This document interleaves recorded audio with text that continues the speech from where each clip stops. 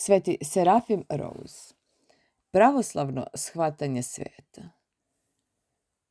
Sa ovakvim stavom, posmatranje i dobrih i loših strana sveta moguće je za nas da živimo i imamo pravoslavno shvatanje sveta, to jest pravoslavni pogled na cjelokupan život, a ne samo na uske crkvene predmete. Postoji pogrešno mišljenje koje je danas, nažalost, vrlo rašireno, da je dovoljno da imamo pravoslavlje koje je ograničeno na crkvu, hram i zvanične pravoslavne radnje, kao što su molitve u određeno vrijeme ili stavljanje znaka krsta na sebe. U svemu ostalom, kako smatra ovo mišljenje, možeš biti kao svaki drugi, učestvujući u životu i kulturi našeg vremena bez ikakvih problema, dok god ne učinimo greh. Kogod je shvatio svu dubinu pravoslavlja i kakvo potpuno posvećivanje je potrebno istinskom hrišćaninu, a sa druge strane totalitarne zahteve koje savremeni svet ima za nas, lako vidi koliko je ovo mišljenje pogrešno. Pravoslavan si stalno i svakog dana. U svakoj životnoj situaciji ili uopšte nisi pravoslavan. Naše pravoslavlje otkriva da se ne samo u našim strogim pitanjima vere, već i u svemu što kažemo. Većina nas je izgleda nesvesna naših hrišćanskih odgovornosti koje imamo u svetovnom delu života. Osoba koja ima istinsko pravoslavno shvatanje sveta živi svaki dan svog života pravoslavno. Zapitajmo se stoga ovdje. Kako mi možemo hraniti i podržati naše pravoslavno shvatanje u svakodnevnom životu? Prvi i najočigledniji put je da se bude u stalnom kontaktu sa izvorima hrišćanske hrane, sa svim onim što nam crkva pruža za naše prosvećivanje i spasenje. Božanstvene službe i svete tajne, svetopismo, žitija svetih, djela svetih otaca. Naravno, svako treba da čita knjige koje su na njegovom nivou razumevanja i da primenjuje učenje crkve na sopstvene uslove života. Onda će ti izvori biti plodonosni u našem vođenju i menjanju na našem hrišćanskom putu, ali često ovi osnovni hrišćanski izvori nemaju pun efekat ili ne utiču u potpunosti na nas, jer mi nemamo pravi stav prema njima i prema hrišćanskom životu koji bi trebalo da inspirišu. Dozvolite da vam kažem par reči o tome. Kakav stav bi trebalo da imamo ako želimo da dobijemo stvarnu korist od njih i ako želimo da one budu početak istinskog pravoslavnog života? Pre svega, hrišćanska duhovna hrana je po svojoj suštini nešto hranljivo i živo. Ako naš stav bude prosto teoretski, knjiški, nećemo uspjeti da dobijemo korist koju smo trebali. Stoga, ako čitamo pravoslavne knjige ili se interesujemo za pravoslavlje u cilju skupljanja informacija ili radi pokazivanja svog znanja pred drugima, propuštamo suštinu. Ako učimo zapovesti Gospodnje i zakon njegove crkve da bi prosto bili ispravni i sudili neispravnost drugih, opet propuštamo smisao. Ove stvari ne smeju prosto uticati na naše ideje i stavove. One moraju direktno dotaći naše živote i menjati ih. U vremenima velikih kriza u ljudskim društvima, kao što su kritička vremena koja su upravo pred nama u slobodnom svijetu, oni koji oslanjaju svoje poverenje na spoljašnje znanje, zakone, pravila i ispravnost, neće moći da se održe. Snažni će biti oni kojima je pravoslavno obrazovanje dalo osjećaj šta je istina, kojima je pravoslavlje u srcu i u stanju je da dotakne druga srca. Ništa nije tragičnije nego vidjeti nekoga ko je podignut u pravoslavlju, koji ima određene ideje o veronauci, čitao je nešto od žitija svetih, ima uopštenu ideju šta zastupa pravoslavlje, razume nešto od službi, a nije svestan šta se dešava oko njega. I on svojoj deci predstavlja ovaj život u dve kategorije, dva puta. Jedan je put kojim živi većina ljudi, drugi je put život kakav ga žive pravoslavni nedeljom i kada čitaju neke pravoslavne tekstove. Kada je dete podignuto na takav način, sa takvom slikom, ono najverovatnije neće izabrati put pravoslavlja. On će predstavljati veoma mali deo njegovog života, jer je savremeni život više nego privlačan. Previše ljudi ide tim putem, previše je deo stvarnosti danas, sem ako bude stvarno naučeno kako da mu priđe, kako da čuva sebe od loših efekata i kako da iskoristi dobre stvari koje su u svijetu. Stoga naš stav od ovog trenutka mora biti sa obe noge na zemlji i normalan. To jest mora biti primljen na stvarne uslove našeg života, da ne bude proizvod fantazije i bega, odbijanja da se suočimo sa dosta čestim neprijatnim stvarima u svetu oko nas. Pravoslavlje, koje je suviše uzdignuto, suviše u oblacima, pripada staklenom vrtu i nije u stanju da nam pomogne u našem svakodnevnom životu, da ne govorimo o spasenju onih oko nas. Naš svet je poprilično surov i ranjava duše sa svom okrutnošću. Mi treba pre svega da odgovorimo sa smirenom hrišćanskom ljubavi i razumevanjem, ostavljajući koris isihazma i naprednijih oblika molitve onima koji su sposobni da ih prime. Također, naš stav ne bi trebalo da bude egocentričan, već da dopire do onih koji traže Boga i duhovni život. U sadašnje vrijeme, gde god imamo dobru pravoslavnu zajednicu, postoji iskušenje da se ona pretvori u zajednicu za veličanje sebe i oduševljavanje našim pravoslavnim veštinama i dostignućima, lepotom građevina i nameštanja crkve, lepota naših službi, čak i čistote našeg ispovedanja. Ali istinski život hrišćana, čak i od apostolskih vremena, bio je uvek neodvojiv od opštenja sa drugima. Pravoslavlje koje je živo samom tom činjenicom svetli drugima i tu nema potrebe za otvaranjem odeljenja za misionarenje, koja će to uraditi. Oganj istinskog hrišćanstva samo deluje i bez ovoga. Ako je naše pravoslavlje nešto što čuvamo za sebe i razmećemo se time, onda smo mrtvaci koji sahranjuju mrtvake, što je tačno stanje mnogih naših pravoslavnih parohija danas, čak i onih koji imaju veliki broj mladih ako nisu ušli dublje u svoju veru. Nije dovoljno reći da mladi ljudi idu u crkvu. Treba da se zapitamo zašto oni idu u crkvu i šta nose iz nje. Jer ako pravoslavlje ne bude deo života, onda stvarno nije dovoljno reći da oni idu u crkvu. Isto tako, naš stav treba da bude pun ljubavi, nežan, praštajući. Postoji jedna vrsta okrutnosti koja se ušunjala u pravoslavni život danas. Onaj čovek je jeretik, ne prilazi mu. Onaj je navodno pravoslavan, ali ne možeš biti potpuno siguran. Onaj tamo je očigledno špijun.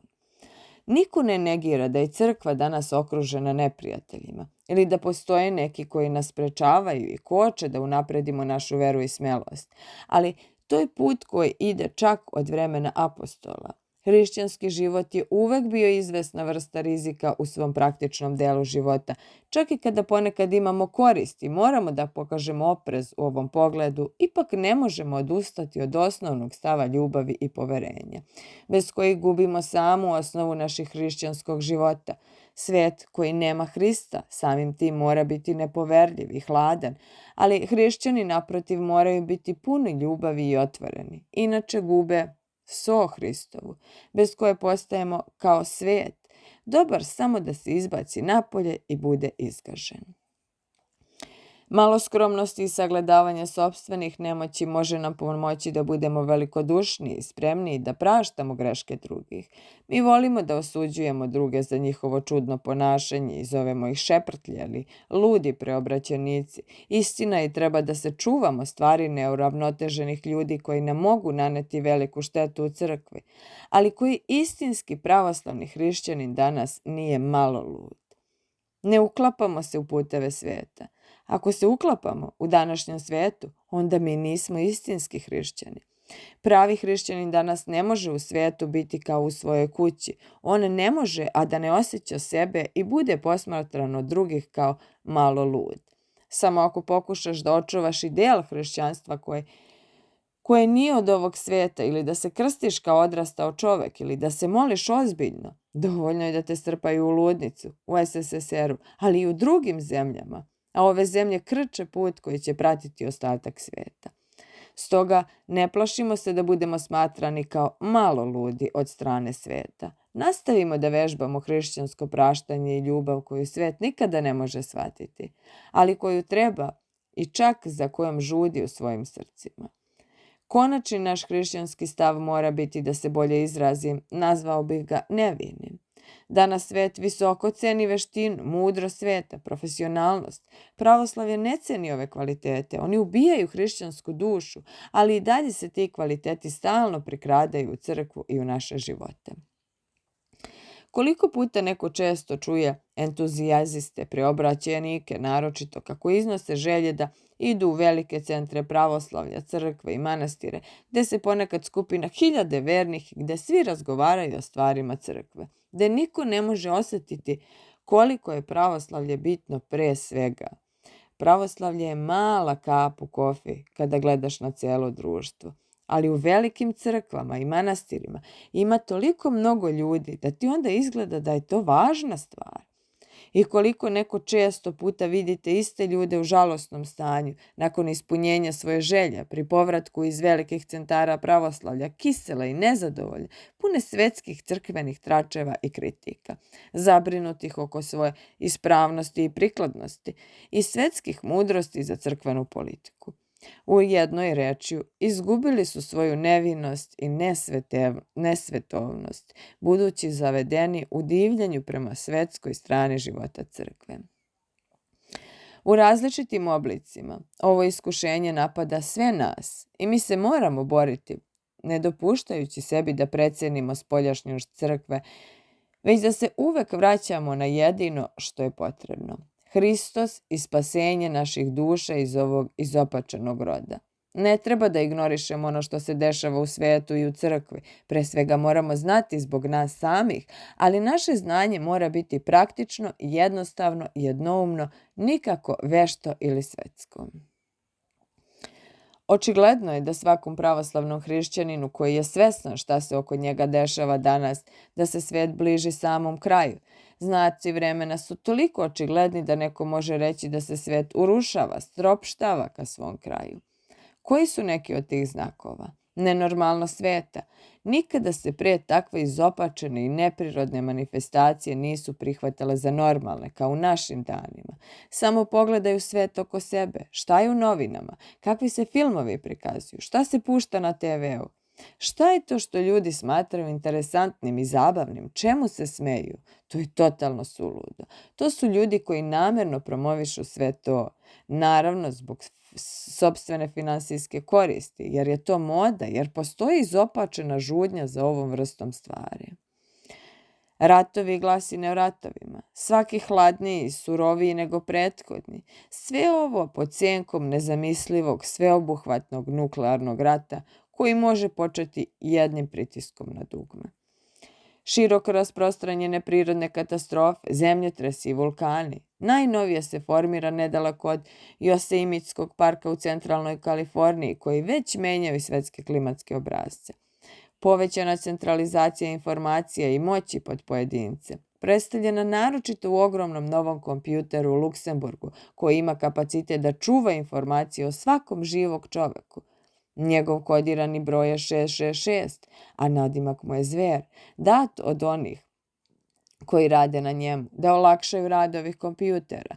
Američka vlada planira da u 1984. godini otpočne izdavanje kartica socijalnog osiguranja sa brojem koji će očigledno uključivati i broj 666, utisnutim na desnu ruku ili čelo. Tačan uslov koji će biti raširen prema otkrovenju Jovanovom, 13. glava, za vreme vladavine Antihrista. Naravno, ne znači da će prva osoba koja dobije odštampano 666 biti Antihrist ili sluga Antihrista, ali kada si jednom iskorišćen za to, ko će moći da odoli? Prvo će te obraditi, pripremiti, a onda i naterati da mu se pokloniš. Ponovno umnožavanje raznih Hristosa i Antihrista. Najnoviji kandidat baš ovog leta potrošio je verovatno na milione dolara reklamirajući svoje bližeće pojavljivanje na svetskoj televiziji, obećavajući da će u to vreme dati telepatsku poruku svim stanovnicima sveta, sasvim odvojeno od bilo kakvih okultnih sila koje mogu biti uključene u ove događaje. Mi već znamo dovoljno o mogućnostima širenja subliminarnih podsvesnih poruka preko radija, posebno preko televizije, kao i činjenicu da ovo može svako uraditi sa tehnologijom za provaljivanje u obične radio i TV signale, bez obzira koliko zakona to zabranjuje. Vrlo čudan odgovor na skori film u kome svi pričaju i gledaju sad, koji je uzrokovao da bukvalno milioni na izgled normalnih ljudi izrazi svoju privrženost prema heroju, spasitelju iz svemira, koji je očigledno demon. Očigledna priprema ljudi za obožavanje dolazećeg Antihrista. A slučajno, filmski urednik zvaničnih novina Grčke arhijepiskopije u Americi, pravoslavni sveštenik, srdačno je preporučio film pravoslavnom narodu, govoreći da je to čudesan film koji nas može naučiti ljubavi i da to treba svi da pogledaju. Postoji veliki popriličan kontrast između ljudi koji se trude da budu svesni oko toga šta se dešava i onih koji su jednostavno uvedeni u duh vremena. Mogu da i dalje nastavim sa sličnim primjerima, ali moj cilj nije da vas uplašim, već da vas učinim svesnim oko stvari koje se dešavaju oko nas. Mnogo je kasnije nego što mislimo. Apokalipsa je sada.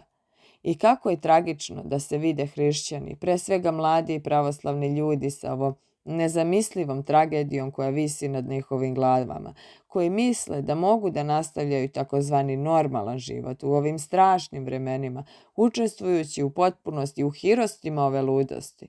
Samo obožavajuće generacije totalno nesvesne da raj budala u kome živimo, samo što se nije urušio. Totalno nespremnih za užasna vremena koja su pred nama. Više se ne postavlja pitanje da li si dobar ili loš pravoslavac. Pitanje je da li vaša vera uopšte će preživeti.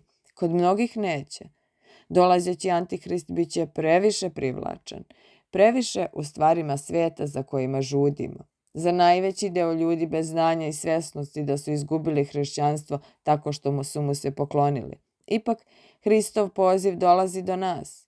Počnimo da ga pratimo. Najčistiji izraz ovog poziva dolazi danas iz porobljenog ateističkog svijeta gdje postoji pravo stradanje za Hrista i ozbiljnost života koji smo mi ili izgubili ili je ozbiljno gubimo.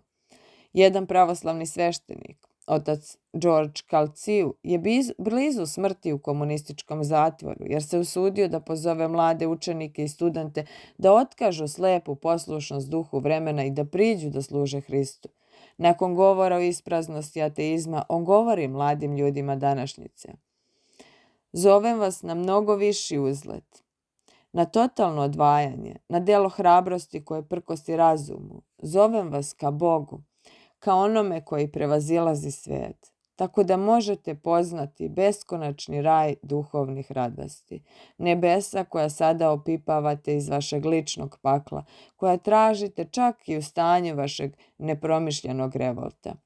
Isus vas je uvek voleo, ali sada imate izbor da odgovorite na njegov poziv. Kao odgovor vi treba da idete i uberete plod koji je ostao, da budete prorok Hrista u svijetu u kome živite, da volite bližnje kao sebe i da vam svi ljudi budu prijatelji, da objavljujete svakim dijelom ovu jedinstvenu i neograničenu ljubav koja je podigla čoveka od nivoa roba do nivoa Božjeg prijatelja. Da budete proroci ove oslobađajuće ljubavi koja vas izbavlja od svih lanaca, vraćajući vam vašu ličnost dok se nudite Bogu. Otac George, govoreći mladim ljudima koji su imali malo nadahnuće da služe crkvi Hristovoj jer su prihvatili svetovno mišljenje, tako transparentno i među nama i u slobodnom svijetu, da je crkva samo skup zgrada ili svetovna organizacija, priziva ih dubljem osjećaju i poznanju crkve Hristove. Poziva ih da shvate na naše zvanično članstvo jednostavno nije dovoljno za spasenje. Crkva Hristova je živa i slobodna. U njoj se krećemo i postojimo kroz Hrista koji je njena glava.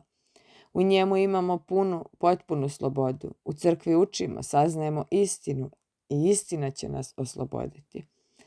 Ti si u crkvi Hristovoj, kad god podigneš nekoga iz tuge ili kad daš milostinju siromasima i posjetiš bolesne, pripadaš njoj kada si dobar i strpljiv, kada odbiješ da se naljutiš na svog brata čak i ako je povredio tvoje osjećanja. U crkvi si Hristovoj kada se moliš Gospode oprosti mu, kada radiš časno svoj posao vraćajući se kući umoran, ali sa osmehom na usnama. Kada uzvraćaš na zlo dobrim, u crkvi si Hristovoj. Zar ne vidiš stoga, mladi prijatelju, koliko je blizu crkva Hristova? Ti si Petar i Gospod zida svoju crkvu na tebi. Ti si kamen njegove crkve kome ništa neće odoleti. Gradimo naše crkve uz pomoć vere, crkve koje nikakva ljudska snaga i moć ne mogu srušiti. crkve kojoj je temelj Hristos. Osjeti svog brata kraj tebe. Nikada ne pitaj ko si ti. Bolje reci sebi, on nije stranac, on je moj brat, on je crkva Hristova, baš kao i ja. Sa ovakvim pozivom u našim srcima počnimo da stvaramo, da stvarno pripadamo crkvi Hristovoj, crkvi pravoslavnoj. Spoljašnje članstvo jednostavno nije dovoljno. Nešto mora da se pokrene u nama, nešto što će nas učiniti različitim od sveta oko nas, čak i ako je taj svet se naziva hrišćanski ili čak i pravoslavni. Čuvajmo i hranimo ove kvalitete istinskog pravoslavnog shvatanja sveta koji sam pominjao ranije. Životni, normalan stav, pun ljubavi i praštajući, ne egocentrični, čuvajući našu nevinost i nesvetovnost. Čak i sa potpunim i smiranim priznanjem naše grešnosti i moći iskušenja sveta oko nas. Ako istinski živimo na ovaj način, naša vera će preživati udare pred nama i bit će izvor nadahnuća i spasenja za one koji će još uvek tražiti Hrista, čak i u sred sloma i propasti ljudskosti koja je već počela danas.